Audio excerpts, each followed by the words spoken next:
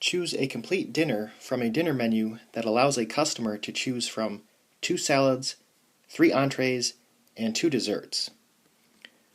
So our first choice is either salad 1 or salad 2. And then we have 3 entrees. So there's 3 options after we pick salad 1, as well as 3 options after we pick salad 2. So salad 1, entree 1, salad 1, entree 2, salad 1, entree 3, and then the same for salad 2.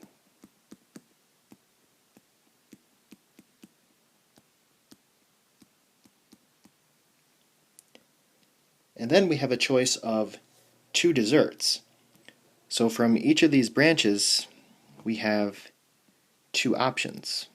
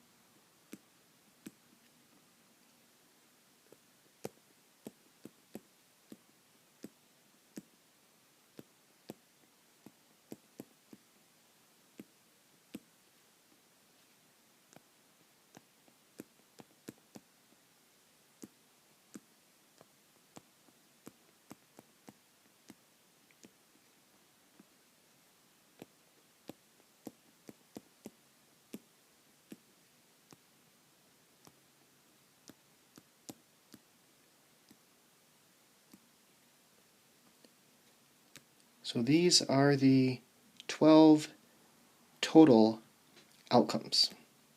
So as you can see, if you are trying to figure out how many possible outcomes there are for a given situation, using a tree diagram can be quite tedious, especially if you have to do more than 12 possible outcomes. So this is where the fundamental counting principle comes in.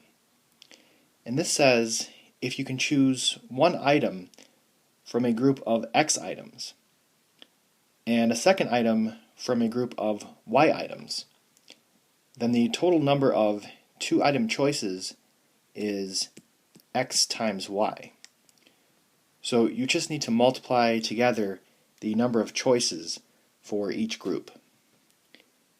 So number 4 says use the fundamental counting principle to find out how many complete dinners you can make from a dinner menu that allows customers to choose from 2 salads, 3 entrees, and 2 desserts. So this is actually the same question as number 3. So we know that the answer should be 12, but they just want us to use the fundamental counting principle. So we have 3 different groups. We have salads, entrees, and desserts. So 2 salads times 3 choices for entrees times 2 desserts, and 2 times 3 times 2 is 12.